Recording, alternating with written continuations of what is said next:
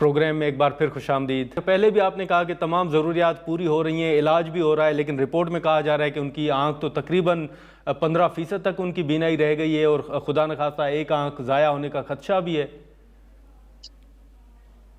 اگرچہ ایسی صورتحال ہوتی تو ڈاکٹر جس نے علاج کیا ہے وہ سرکاری ڈاکٹر ہے، وہ اپنا انہوں نے علاج کیا ہے۔ جو ڈاکٹر کے پاس کوئی بھی پیشنٹ آتا ہے اس کا علاج کرنا، اس کی صحیح طریقے سے بتانا وہ ڈاکٹر کا کام ہے۔ مجھے نہیں پتہ، نہ میں ڈاکٹر ہوں، نہ مجھے اس بیماری کوئی پتہ ہے کہ کس اچھا قسم کی ٹھیک ہے کھیلدار صاحب، ایک آخری سوال بتائیے گا سر کہ یہ جو آپ نے ڈیل اور این آر او کی بات کی، یہ آپ کس بیس پہ بات کر رہے ہیں؟ کیا کوئی کسی پی ٹی آئی کے رہنما سے بات ہوئی ہے، کوئی رابطہ ہوا ہے؟ کس بیسس پہ آپ یہ کہہ رہے ہیں سر؟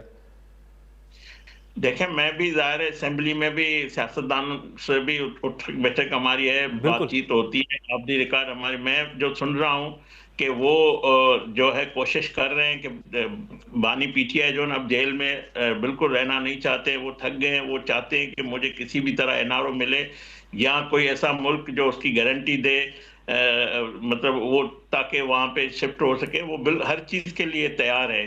مطلب یہ جو ہم لوگوں نہیں، کے مطلب یہ چاہ رہی ہے کہ خان صاحب کو باہر بھیجا جائے، مطلب یہ بھی اس میں شامل ہے بات چیت میں جو آف دا ریکارڈ بات ہوتی ہے۔ آپشن کون سے ہیں سر؟ مجھے لگتا ہے کہ جس طرح میں نے آپ کو بتایا کہ یہ فیصلہ اداروں کو کرنا ہے، عدالتی نظام موجود ہے، قانون کے مطابق چیز ہو سکتی ہے، ناممکن کوئی چیز نہیں ہے کہ جو ہے اس کو نہ کیا جائے۔ لیکن آپ کو کیا لگ رہا ہے؟ اس وقت وہ مجرم کی حیثیت میں اپنی سزا کاٹ رہے ہیں۔ اگر کوئی ایسی پیچیدگی آئی، بیماری یا کوئی ایسا، اگر یہ عدالت میں جاتے ہیں، حکومت کے پاس ایسی کوئی درخواست آتی ہے، کابینہ کے پاس آتی ہے، تو حکومت بہتر فیصلہ کرے گی۔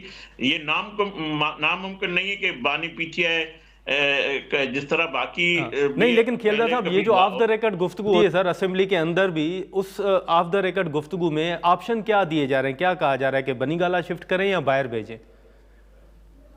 دیکھیں، جو مخلص ہیں بانی پی ٹی آئی ایسے لوگ، ان کے اندر بہت دڑے ہیں۔ ایک دڑا ایسا ہے جو ضرور چاہتا ہے کہ بانی پی ٹی آئی باہر آئے، خاموش ہو کے بیٹھے، یا بنی گالہ میں بیٹھے، یا وہ کہیں کسی ایسے ملک، اسلامی ملک، برادر ملک میں چلا جائے جو کوئی اس کی گارنٹی دے، وہ یا کوئی اس کے علاج کے حوالے سے اگر وہ باہر جاتا ہے اس کا علاج کروایا جائے۔ یہ ایسے لوگ ہیں جو چاہتے ہیں۔ کچھ لوگ ایسے ہیں علیمہ جیسے جو ان کی سیاست پہ قبضہ کرنا چاہتے ہیں۔ کچھ لوگ ایسے ہیں جو بانی پی ٹی آئی کو جیل میں رکھ کر وہ سمجھتے ہیں کہ ہماری دکانیں چل رہی ہے، ہمیں پارٹی پہ قبضہ کرنا ہے۔ تو کئی ان کے اندر گروپس ہیں۔